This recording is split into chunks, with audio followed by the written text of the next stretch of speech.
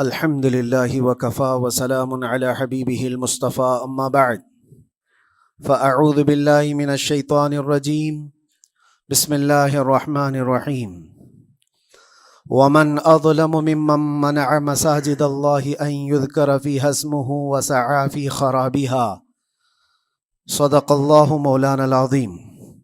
بارگاہ رسالت میں آپ صلی اللہ علیہ وسلم میں درود پاک کا ہدیہ پیش کریں۔ اللہم صلی علی سیدنا و مولانا محمد معدن الجود والکرم وآلہ واصحابہ الکرام وابنہ الکریم وبارک وسلم صلاة دائمة سرمدا ابدا۔ اللہ عز و جل قرآن عظیم میں ارشاد فرماتا ہے، اس سے بڑا ظالم کون جو اللہ کی مسجدوں میں اللہ کا ذکر کرنے سے روکتا ہے، وہ سب سے بڑا ظالم ہے۔ ومن اظلم ممن منع مساجد اللہ، اللہ کی مسجدیں، اللہ کا گھر اس کے ذکر پاک کے لیے ہوتی ہیں، اس کی عبادت کے لیے ہوتی ہیں، اور جو اللہ تبارک و تعالیٰ کے ذکر سے اور اس کی عبادت سے روکے، اللہ قرآن میں فرماتا ہے وہ سب سے بڑا ظالم ہے۔ میرے عزیزو، تاریخ اگر دیکھتے ہیں ہم تو ہر زمانے میں معرکہ حق و باطل ہوتا رہا ہے۔ باطل طاقتیں ہمیشہ یہ چاہتی ہیں کہ اللہ کے ذکر کو روکیں، کیونکہ طاغوت شیطان جس کا ذکر قرآن میں ہے وہ ہمیشہ سے یہ چاہتا رہا ہے کہ اللہ کا ذکر کرنے والوں کو روک دیا جائے، کیونکہ اس نے اللہ تبارک و تعالیٰ سے یہ وعدہ کیا، چیلنج کیا تھا، لَأَقْعُدَنَّ لَهُمْ صِرَاطَكَ الْمُسْتَقِيمَ، اے رب میں تیرے سیدھے راستے پر بیٹھ جاؤں گا، ثُمَّ لَآتِيَنَّهُمْ مِنْ بَيْنِ أَيْدِيهِمْ وَمِنْ خَلْفِهِمْ وَعَنْ أَيْمَانِهِمْ وَشِمَائِلِهِمْ، اور میں اس سیدھے راستے پر جو بھی گزرے گا اس کو کبھی سامنے سے آ کر بہکاؤں گا، کبھی پیچھے سے آ کر بہکاؤں گا، کبھی دائیں سے کبھی بائیں سے۔ اور اللہ تبارک و تعالیٰ سے شیطان مردود یہ کہتا ہے، وَلَا تَجِدُ أَكْثَرَهُمْ شَاكِرِينَ، تو تیرے بندوں میں شکر گزار بندے نہیں پائے گا۔ مطلب یہ ہے کہ ابلیس لعین مسلسل یہ کوشش میں ہے کہ اللہ تبارک و تعالیٰ کے بندوں کو اس کے ذکر سے دور کرے، اس کے شکر سے دور کرے۔ آج بھی وہ کیفیت ہم دیکھتے ہیں کہ سب سے زیادہ اللہ کے ذکر سے روکنے کے لیے جو شیطانی طاقتیں کوشش کر رہی ہیں، مگر میرے عزیزو یہ تمہارا امتحان ہے، تمہارا امتحان ایسا کہ کبھی یہ مت سمجھنا کہ تم خالی ہو، کیونکہ قرآن پاک اللہ تبارک و تعالیٰ 21ویں پارے میں فرماتا ہے، احسب الناس ان یترکوا ان یقولوا آمنا وہم لا یفتنون، کیا لوگ یہ گمان کر کے بیٹھے ہیں کہ وہ ایمان لے آئے تو ہم ان کو آزمائیں گے نہیں، یا ان کو چھوڑ دیا جائے گا؟ جو ایمان لایا ہوا بندہ ہے وہ آزمایا جائے گا۔ ایمان اگر تمہارے پاس ہے تو تمہیں امتحان سے بھی گزرنا ہی ہوگا۔ یہ ایمان کسی حلوہ پراٹھے کا نام نہیں ہے، کھا کر کے مست نیند سو جائے، پھر اسے اس دار فانی میں، اس دنیا میں امتحانات سے گزار کر کے اپنے ایمان کی کسوٹی کو دکھانا ہوگا۔ اسی لیے قرآن یہ بھی کہتا ہے کہ تمہیں کیسے کیسے آزمایا جائے گا، وَلَنَبْلُوَنَّكُمْ بِشَيْءٍ مِّنَ الْخَوْفِ وَالْجُوعِ وَنَقْصٍ مِّنَ الْأَمْوَالِ وَالْأَنفُسِ وَالثَّمَرَاتِ، ہم تمہیں آزمائیں گے کبھی بھوک سے، کھانے کی قلت سے، اور کبھی خوف سے، ڈر آئے گا تمہارے پاس، اور پھر اللہ تعالیٰ فرماتا ہے کبھی مال و دولت کی کمی سے، وَنَقْصٍ مِّنَ الْأَمْوَالِ وَالْأَنفُسِ، کبھی لوگوں کی جان چلی گئی ہو، کثرت سے تمہارے عزیز مر گئے، یہ بھی آزمائش ہے، اور پھلوں کی کمی۔ اللہ تعالیٰ فرماتا ہے یہ 5 چیزیں ہیں جو تمہاری زندگی میں آئیں گی اور تمہیں آزمایا جائے گا، اور ان کمیوں کے وقت تمہارا ایمان دیکھا جائے گا تم کیا کہتے ہو۔ اور اللہ تعالیٰ فرماتا ہے جب کبھی تمہیں بھوک سے آزمایا جائے، خوف سے، ڈر سے آزمایا جائے، اور مال کی کمی سے آزمایا جائے، امتحان لیا جائے، تو اس وقت جو بندہ یہ کہتا ہے، اللہ فرماتا ہے انا للہ و انا الیہ راجعون۔ اللہ تعالیٰ فرماتا ہے ان لوگوں کو یہ بشارت ہے، ان صبر کرنے والوں کو یہ بشارت ہے کہ جب ان پر مصیبت آتی ہے تو یہ کہتے ہیں ہم اللہ ہی کے ہیں اور اللہ ہی کی طرف لوٹنے والے ہیں۔ یہ مصیبت کے وقت یہ جو 5 چیزوں سے آزمایا گیا ہے، ان آزمائش کے دور پر جو بندہ اللہ تبارک و تعالیٰ کی اس عطا پر راضی رہتا ہے وہ صبر کے ساتھ نکل گیا ہے۔ آج کے دور میں بھی میرے عزیزو بے شمار جانیں ہماری درمیان سے جا رہی ہیں۔ آپ کو اندازہ ہے موت اتنی عام ہو گئی ہے، اتنی عام ہو گئی ہے کہ اب لوگوں کو موت پر کوئی افسوس بھی نہیں ہوتا۔ ہر دن خبریں موت کی سرخیاں چھاپتی ہیں۔ 100-200 کی موت کوئی معنی نہیں رکھتی آج۔ فلسطین کے نہتے بچوں میں تقریباً 45,000 لوگ سال بھر میں مر گئے۔ 45,000 کوئی تعداد ہوتی ہے کہ نہیں ہوتی؟ اتنی بڑی جانوں کا جو نقصان ہے یہ آزمائش ہے، اور یہ جانوں کے ذریعے سے آزمائش تھی۔ مال کی کمی کی آزمائش تو ایسی ہے، ملک شام، یمن، بہت سارے ایسے ٹوٹے پھوٹے علاقے، عراق، جہاں پر لوگ کھانا اور دوائیوں سے جوجھ رہے ہیں اس طرح سے کہ وہ گھاس کھانے پر مجبور ہیں۔ بہت سارے ایسے علاقے جہاں پر چھوٹے بچے پھینکے ہوئے کچرے میں سے دانے چن کر کے کھا لیا کرتے ہیں۔ وہ اپنے پیٹ کی اس آگ کو بجھانے کے لیے دانے دانے کے لیے ترس رہے ہیں۔ یہ بھوک کی آزمائش ہے، مال کی کمی کی آزمائش ہے، جانوں کی آزمائش ہے عزیزان گرامی وقار۔ اور پھر خوف کے ذریعے سے جو آزمائش ہے وہ ہم دیکھ رہے ہیں آج۔ خوف ظالموں کے ذریعے سے تم پر مسلط کیا جائے گا۔ ہر آدمی ڈرا سہما ہوا، ہر آدمی اپنے اندر ایک ڈر لیے بیٹھا ہے کہ نکلوں گا تو کیا ہو جائے گا۔ ان سب کے درمیان اللہ کی بارگاہ میں سجدہ ریز ہونے کا نام ایمان ہے۔ سب حالات ہوں گے اس طرح سے، اور انہی حالات کے درمیان جو بندہ اپنا سر جھکاتا ہے مولا کریم کی بارگاہ میں وہ ایمان والا ہے۔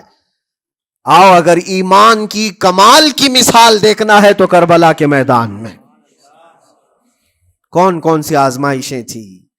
بھوک کی بھی آزمائش ہے، پیاس کی بھی آزمائش ہے، جان کی بھی آزمائش ہے، خوف کی بھی آزمائش ہے۔ سب چیزیں ایک ساتھ کربلا کے میدان میں آئی۔ رسول اللہ کے گھرانے پر، اہل بیت پر وہ کیسا عظیم امتحان تھا جب وہ 72 لوگوں کا 82 لوگوں کا قافلہ بھوک اور پیاس سے جوجھ رہا ہو، 3 دن سے ان کے اوپر کھانا اور پانی بند ہو، اور ان شہزادوں کے ایمان میں ذرا برابر بھی فرق نہیں آتا، نہ ان کے ایمان میں، نہ حوصلے میں، نہ ہمت میں فرق آتا ہے۔ 3 دن کے بھوکے اور پیاسے باطل سے نپٹنے کے لیے کس طرح سے کمر بستہ ہے۔ یہاں تک کہ بھوک کی شدت ایسی تھی کلیجہ منہ کو آئے، 6 ماہ کا بچہ بھی روتے روتے زبان جس کی سوکھ گئی ہو، وہ ماں جو بچے کو دودھ پلاتی ہے اس کے سینے سوکھ چکے ہوں، دودھ ختم ہو چکا ہو، ماں کے پستانوں میں کیسی قلت ہوگی۔ پانی کا ایک قطرہ ان کے گھر تک نہیں پہنچ پاتا، ماں اپنے بچے کو دودھ نہیں پلا سکتی تھی۔ اس سے زیادہ کیا آزمائش تھی یہ بھوک اور پیاس، یہ آزمائش۔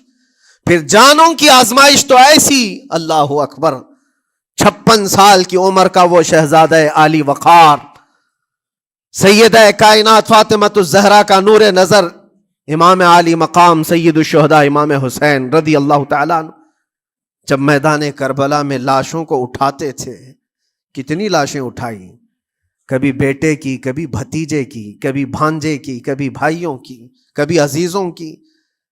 میاں ہم اپنے گھر سے نکلنے والے ایک جنازے کو اٹھاتے ہیں تو 8 دن تک ہمارے اندر سے ہوش نکل جائے۔ کوئی اپنے بچے کو اپنے ہاتھوں سے دفن کر کے دیکھے پھر کیفیت پتہ چلتی ہے۔ امام حسین نے ایک نہیں اپنے لاڈلوں کی لاشیں اس طرح سمیٹی ہیں۔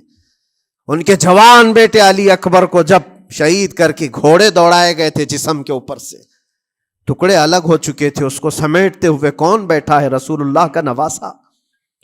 اور 6 ماہ کے بچے کو ہاتھ کے اندر ظالموں نے تیر سے ایسا مارا تھا کہ حلقوم پہ چلا گیا ہو، اور 6 ماہ کے علی اصغر کا خون جب امام حسین کے چہرے پر اچھل جاتا ہو، کسی باپ کے ہاتھ میں بیٹا وفات کر جائے اور پھر وہ لے کر کے خیمے میں آئے اور ادھر سے بلکتی ہوئی ماؤں کو اور بہنوں کو بھی دیکھے، ان میں بھی صبر کی تلقین دے. کبھی کبھار میں سوچتا ہوں اللہ یہ کیسے امتحانات سے گزرا تھا فاطمہ کا لال، کیسے امتحانات سے. بھوک اور پیاس کی شدت الگ، یہ جانوں کی شدت، جانوں کے جانے کا غم الگ، عزیزوں کی لاشوں کو اٹھانے کا بوجھ الگ، پھر اس پر 22,000 کا لشکر جرار سامنے، اس کا خوف لوگوں کے اوپر ڈالا جا رہا ہے. عزیزان گرامی وقار، یہ سب چیزیں کیا امام حسین کے قدموں کو ڈگمگا گئیں؟ کیا ان کے خاندان والوں کو بکنے پر مجبور کر دی؟ کیا انہوں نے سمجھوتے کر کے اپنا سب کچھ بیچ ڈالا؟ ایک خیمے کا بچہ بھی، خیمے کا ایک بچہ بھی امام حسین کا نکل کر کے آیا ہو تو مجھے تاریخ بتا دو. بلکہ تاریخ تو آج یہ کہتی ہے سر داد نہ داد دست در دست یزید، حقا کے بنا لا الہ است حسین. سر دے دیا مگر ہاتھ یزید کے ہاتھ میں نہیں دیا. حق تو یہ ہے کہ لا الہ کی جڑ کا نام حسین ہے. آج وہ امتحان قیامت تک کی تمہارے ساتھ ہوتا رہے گا، قیامت تک تمہارے ساتھ یہ آزمائش ہوتی رہے گی، کبھی بھوک سے، کبھی ڈر سے، کبھی جانوں کے نقصان سے. لیکن پھر تمہیں دیکھا جائے گا تم بکتے کتنے ہو، نکلتے کتنے ہو، ہواؤں کے پجاری کتنے ہیں، خواہشات نفس کو ماننے والے کتنے ہیں، اپنے کمفرٹ زون میں جینے کے لیے ایمان کا سودا کرنے والے لوگ کتنے ہیں. یہ آزمائش ہوتی رہے گی. میرے عزیزو، ایمان اس کا نام نہیں ہے کہ تم گھر میں آرام سے بیٹھے رہو گے اور کوئی امتحان نہیں ہوگا. امتحان تو ہوگا، آزمائش تو ہوگی. آج جو بھی حالات ہیں اس پر میں یہی کہوں گا، ایک بات ہو سکتا ہے کروڑوں مسلمانوں کے دلوں میں آج یہ نروس پن آئے، اتنے برے حالات ہوتے ہیں، اللہ ہمارے ساتھ ہے یا نہیں؟ اللہ ہمارے ساتھ ہے یا نہیں؟ ایمان ہمارا صحیح ہے یا نہیں؟ اسلام صحیح ہے یا نہیں؟ یہ شک بھی شیطان تمہارے دل میں ڈالتا ہے. کبھی تمہارے اوپر مصیبتوں کے پہاڑ ٹوٹ جائیں تو شک ڈالتا ہے شیطان تاکہ تمہارا ایمان ڈگمگا جائے. میرے عزیزو، مسلمان ہونے کا مطلب یہ نہیں ہے کہ تم صرف محلات میں جیو گے اور تخت و تاج کے مالک ہی رہو گے. ایسا نہیں ہے. ایمان والوں کو احد میں 70 جانیں بھی دینی پڑی ہے. بدر میں ان کے ساتھ جو معاملات ہوئے ہیں، فتح اگرچہ بدر میں ہوئی لیکن جنگ احد کا اگر منظر دیکھو گے، اللہ اکبر. وہ رسول پاک صلی اللہ تعالی علیہ وسلم کے شہدائی صحابہ جب احد کے میدان میں کھڑے تھے، 70 صحابہ کی ایسے جانیں گئی ہیں.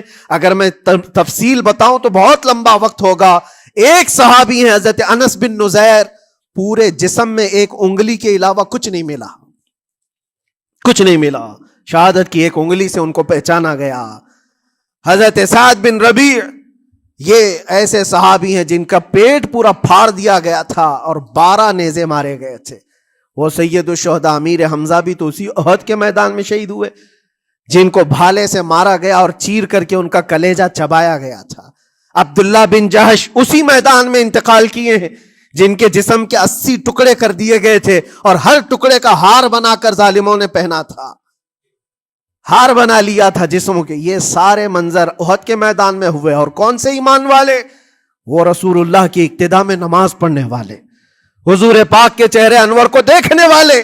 جب ان کے ساتھ یہ آزمائشیں ہو سکتی ہیں تو ہم کون سی گاجر مولی ہیں؟ ہمارے ساتھ بھی آزمائشیں ہوں گی. جس کا جیسا ایمان ہوگا ویسا وہ امتحان بھی دے گا، اسی امتحان سے وہ گزارا جائے گا. مگر میں آج کروڑوں مسلمانوں کے دلوں کے بارے میں یہ بات کہنا چاہتا ہوں کہ اگر نروس پن ہے کہ یہ حالات ایسے کیوں ہیں، حالات ہر زمانے میں ہوتے رہیں گے. ستیزہ کار رہا ہے ازل سے تا امروز، شرار ابو لہبی سے چراغ مصطفی. ہماری تاریخ ہے، یہ تاریخ ہے میرے عزیزو. اللہ تعالیٰ قرآن میں فرماتا ہے تِلْكَ الْأَيَّامُ نُدَاوِلُهَا بَيْنَ النَّاسِ. یہ دن ہیں جو ہم لوگوں کے درمیان پلٹتے رہتے ہیں. کبھی تم بادشاہ بنو گے، کبھی فقیر بن جاؤ گے. اور آج جو تخت پر ہیں ہو سکتا ہے وہ کل ڈگر ڈگر گھوم رہے ہوں. آج جن کو طاقت کا نشہ ہے ہو سکتا ہے وہ بھیک مانگنے پر بھی مجبور ہو جائے. لیکن ایک بات یاد رکھنا، نروس پن اپنے دل میں آنے نہ پائے. ان حالات سے دیکھ کر کے گھبرا نہ جانا. ایمان تمہارا سچا ہے، اللہ کل بھی تمہارے ساتھ، آج بھی تمہارے ساتھ. بس تمہاری عبادت میں فرق آنے نہ پائے، تمہارے سجدوں میں کمی ہونے نہ پائے، تمہارے ایمان میں تزلزل آنے نہ پائے. اللہ ایک ہے تو ایک ہے، اللہ سچا ہے تو سچا ہے. میں نے اللہ کو نہیں دیکھا لیکن اللہ پر ایمان ضرور ہے. یہ یقین اور یہ عقیدہ تمہارا مضبوط رہے. ہاں ہمیں معلوم ہے، کچھ لوگ ہم سے یہ پوچھتے بھی ہیں، اللہ تبارک و تعالیٰ پوری کائنات کا مالک جس نے ہر چیز پیدا کیا اور اس کی عبادت کرنے والے ہو آپ، لیکن پھر اسی اللہ رب العزت کی یہ مسجدیں کیوں ڈھائی گئی؟ کیوں مسجدوں کو ختم کیا جا رہا ہے؟ اللہ کے ذکر کو روکنے کے لیے طاقتیں پوری مسجدوں کو ڈھانے کی کیوں بات کرتی ہیں؟ پھر اللہ کچھ کیوں نہیں فرماتا؟ میرے عزیزو، یہ کائنات ہے جس کو اللہ نے اسباب پر بنا کر بھیجا ہے اور تمہیں عمل کے لیے بھیجا گیا ہے. تمہارا عمل دیکھنا ہے، تم کتنے پابند ہو، تم کتنے اپنی حفاظت کرتے ہو، تمہارے ایمان کی، تمہاری عبادتوں کی، تمہاری مسجدوں کی. تم مسجدیں خالی کر کے گھوم رہے ہو، فجر کی نماز میں اپنے گھروں پر سوئے ہو اور پھر اللہ کے گھروں کی حفاظت کی بات کر رہے ہو کہ مسجدیں ڈھائی جا رہی ہیں، مسجدوں پر آکرمن ہوتا ہے. یہ ساری باتیں کیوں؟ تم جب ان صفوں کو خالی کر دو گے، یہ مسجدیں چیخ چیخ کر پکارتی ہیں اللہ کی بارگاہ میں. پل بھر میں بنا لی، شب بھر میں بنا لی مسجد تو ایمان کی حرارت والوں نے. من اپنا پرانا پاپی تھا، بچپن سے نمازی بن نہ سکے. مسجدیں بڑی بڑی شاندار بنا لینا اور اس کو آباد نہ کرنا، یہ بھی تو ظلم ہے. آپ ان مسجدوں کی حفاظت کی جو بات کر رہے ہیں، ان مسجدوں کی حفاظت صرف کمیٹیاں بنانے سے نہیں ہوتی، نمازوں سے ہوتی ہے، اس کے اندر تلاوت قرآن سے ہوتی ہے. عزیزان گرامی، اور پھر یہ بات ان ظالموں کے لیے کہ اگر وہ ہاتھ لگا کر مسجدوں کو اٹھانا پھینکنا اس کو اپنی طاقت کا ذریعہ سمجھتے ہیں تو سمجھ لو تھوڑے دن کی بات ہے. اگر اسی کا نام طاقت ہے کہ عبادت گاہوں کو مسمار کر کے طاقت کے تخت کو بٹھایا جائے، تو یاد رکھنا بڑھتے بڑھتے بڑھتے تمہارا نشہ کہیں تمہیں فرعون نہ بنا دے. اور اگر فرعون بن گئے تو انتظار کرو، اللہ تعالیٰ بڑے بڑے فرعونوں کو صرف پانی سے ہلاک کرتا ہے. بہت بڑے بڑے نمرودوں کو اللہ تعالیٰ مچھر سے ہلاک کرتا ہے. وہ ابرہہ بھی تو آیا تھا جو کعبہ ڈھانے کے لیے آیا تھا، ہاتھیوں کا لشکر لے کر آیا تھا، جس کا ذکر قرآن پاک میں الم تر کیف فعل ربک باصحاب الفیل. اے محبوب، کیا آپ نے نہیں دیکھا ہاتھی والوں کے ساتھ اللہ نے کیا معاملہ کیا؟ پورا ہاتھیوں کی فوج لے کر آیا تھا کعبے کو ڈھانے کے لیے. ہوا کیا؟ کعبہ کو ڈھانے کے لیے اتنی خطرناک فوج تھی اور مکہ والوں میں لڑنے کی اتنی طاقت نہیں تھی. اللہ کریم نے ابابیل چڑیوں کی ایک فوج کو بھیجا. ہاتھی کہاں اور چڑیا کہاں؟ کوئی مقابلہ ہوتا ہے؟ کوئی مقابلہ ہے؟ تصور میں نہیں آتا. لیکن رب تبارک و تعالیٰ کا ایک دستور ہے، بڑی بڑی طاقتوں کو چھوٹی طاقتوں سے ہلاک کرتا ہے. چھوٹی چھوٹی سی چڑیاں ہیں، ایک ہاتھ میں تمہارے آ جائے، ایک چونچ میں اور دو پاؤں میں کنکریاں لے کر آتی تھی، اوپر سے صرف وہ کنکریاں گراتی، ہاتھیوں کے پیٹ پھٹ جاتے اور آگ لگ جاتی تھی. اللہ تبارک و تعالیٰ کی طاقت کا یہ مشاہدہ، قوت کا ایک ہلکا سا اظہار جو مکہ کی ان وادیوں میں ہوا منا، اور اللہ تعالیٰ فرماتا ہے فَجَعَلَهُمْ كَعَصْفٍ مَأْكُولٍ. اللہ نے ان کو ایسا کر دیا جیسے کھائی ہوئی مرغی ہوتی ہے، نوچ نوچ کر کے کھا کر چھوڑی ہوئی مرغی ہو. پوری فوج کی حالت ایسی ہو گئی تھی. کعبہ مکرمہ کو ڈھانے کے لیے آئے، تب اللہ تبارک و تعالی ظالموں کو کس طرح سے نیست و نابود فرمایا. ہمیں یقین ہے میرے عزیزوں، اللہ تبارک و تعالی وہ ابابیل بھیجنے والا مولا آج بھی زندہ اور ہمیشہ زندہ رہے گا. وہ حی اور قیوم ہے، ہمیشہ سے زندہ ہے اور ہمیشہ زندہ رہے گا. لیکن تمہارا امتحان ہوتا رہے گا، تمہارا امتحان ہوتا رہے گا. اللہ کے نبی صلی اللہ تعالی علیہ وسلم کے لیے مدد آئی ہے تو اس کا مطلب یہ نہیں ہے کہ وہ صرف بیٹھ کر کے مدینے میں دعائیں کرتے تھے؟ نہیں، عمل کے میدان میں اترے بھی ہیں۔ صحابہ نے بھوک اور پیاس برداشت کی ہے، کتنے کتنے دنوں تک وہ ایک کھجور پر پورا دن گزارتے تھے، پیوند لگے کپڑے۔ حضرت ابو ہریرہ فرماتے ہیں ہم تو ایک جنگ سے ایسے واپس آئے تھے کہ ہمارے پاؤں کے پورے ناخن اکھڑ گئے تھے، پاؤں کے ناخن اکھڑ گئے۔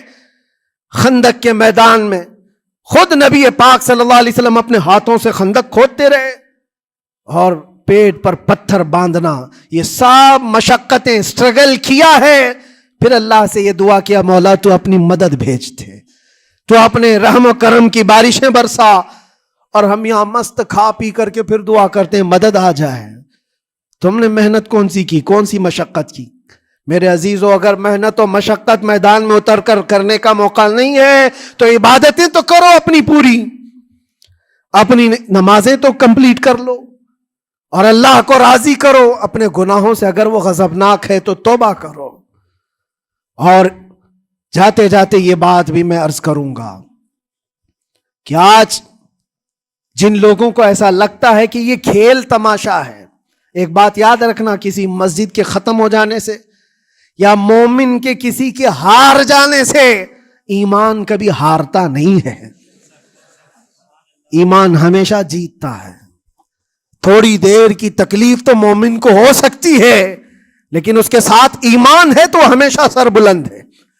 اس سے بڑی کوئی کامیابی کیا ہے؟ ہم نے دیکھا ہے کربلا کی تاریخ میں جیتا کون ہے؟ دنیا کی نظر میں، اس وقت کی میڈیا کی نظر میں، اس وقت کے جو کتے ہوں گے ان کی نظر میں یزید جیتا ہوگا، لیکن قیامت تک ہر مومن کہتا ہے بادشاہ است حسین، بادشاہ است حسین۔ ایمان کی جیت ہمیشہ ہے، اگرچہ وہ ٹکڑوں میں بدل جائے، اگرچہ وہ 1000 ٹکڑوں میں ہو جائے۔ آج بھی پھریرا لہرا رہا ہے تو حسین اعظم کا لہرا رہا ہے۔ اسی لیے یاد رکھو، صرف تخت پہ چڑھ کر بیٹھنے کا نام جیت نہیں ہے۔ ابھی الیکشن بھی گزرا، کچھ لوگ نروس ہوں گے کہ ہم ہار گئے۔ اگر وہ ایمان والے ہیں، سچے ایمان والے ہیں، تو انہیں یاد رکھنا چاہیے جیت اور ہار صرف تخت حاصل کرنے کا نام نہیں ہے، دلوں پر حکومت کرنے کا نام جیت ہے۔ اور آج 800 سال گزر گئے، ہند الولی سلطان الاولیاء غریب نواز کی حکومت ہم سب پر قائم ہے۔ کس بات کی حکومت ہے یہ دلوں کی حکومت ہے۔ اور وہاں جو ہاتھ لگانے کی کوشش کر رہا ہے وہ اپنے ہاتھوں کو بچا لے، آگ تمہارا انتظار کر رہی ہے، آگ تمہارا انتظار کر رہی ہے۔ اس لیے کہ اللہ فرماتا ہے من عادی لی ولیا فقد آذنتہ بالحرب، جس نے میرے ولی سے دشمنی کی میں اس کو اپنے ساتھ جنگ کا اعلان کرتا ہوں۔ اور اب تعالیٰ سے جنگ کرنے کے لیے تیار ہو؟ اللہ کے ولی سے مقابلہ کرنا چاہتے ہو؟ اللہ کے ولی کو چھونا چاہتے ہو؟ رب تعالیٰ فرماتا ہے جو اللہ کے ولی سے دشمنی کرتا ہے اسے میں اپنے ساتھ جنگ کا اعلان کرتا ہوں۔ ہے کسی کی ہمت و طاقت اللہ سے جنگ کرنے کی؟ تو جو یہ چاہتے ہیں کیڑے مکڑوں کی موت مرو گے، اس سے بھی خطرناک ذلیل ہو کر مر جاؤ گے۔ اجمیر معلیٰ یہ صرف اور صرف ایک دھرتی کا نام نہیں ہے، اللہ کے ولی کی آباد کی ہوئی مقدس زمین ہے۔ اور ہم سنیوں کی آستھا ایسے ہے، امام اہل سنت فاضل بریلوی اعلیٰ حضرت فرماتے ہیں دنیا بھر میں جہاں دعائیں قبول ہوتی ہیں ان جگہوں میں سے ایک جگہ کا نام اجمیر معلیٰ ہے، جہاں اللہ تعالیٰ دعائیں قبول فرماتا ہے۔ ہم اپنی آستھا ہی نہیں رکھتے میرے عزیزو، اپنی جان بھی حاضر ہے غریب نواز کے قدموں کے لیے۔ اس لیے میں کہنا چاہتا ہوں سرکار غریب نواز رضی اللہ تعالیٰ عنہ کے رکشک، یہ لوگ اگر یہ سمجھتے ہیں کہ مسلمان بکھر گئے ہیں، ٹوٹے ہیں، بکھرے ہیں، ان کے پاس کوئی طاقت نہیں، کوئی سیاست نہیں، اور ہم جس کو چاہیں آکرمن کر کے ختم کر دیں، ہو سکتا ہے ہم سب کو مار ڈالو تمہاری طاقت کے ذریعے، لیکن وہ غریب نواز ہے۔ اپنے باپ داداؤں کی تاریخ یاد رکھنا، پوچھنا، جو غریب نواز کو اٹھانے کی کوشش کیا اٹھ گئے، اور وہ دھرتی پہ آج بھی آباد ہے۔ انشاءاللہ قیامت تک اجمیر معلیٰ چمکتا رہے گا۔ سرکار غریب نواز رضی اللہ تعالیٰ عنہ کے آستانے سے جو فیض بٹتا ہے اپنے اور غیر سب وہاں سے فائدہ اٹھاتے ہیں، سب لوگوں کو برابر فائدہ اٹھایا جاتا ہے۔ اسی لیے میرے عزیزو، یہ آزمائشوں کے دور میں میری صرف ایک ہی گزارش ہے، اپنا ایمان مضبوط کرو، اپنا ایمان مضبوط کرو۔